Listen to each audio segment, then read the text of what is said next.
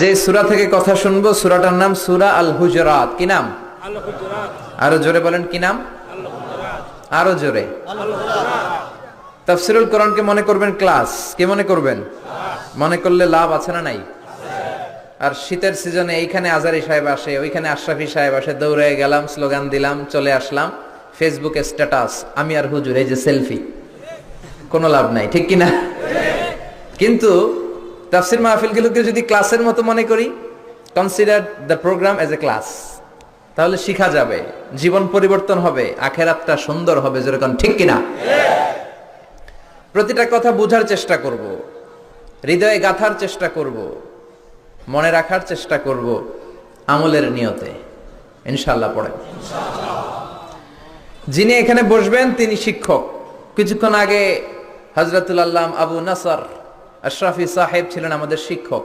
The person is delivering the lecture, the tafsir, he is teacher, and we all are the audience, students of Tafsirul Quran. আমরা সবাই তাফসীরুল কোরআনের ছাত্র।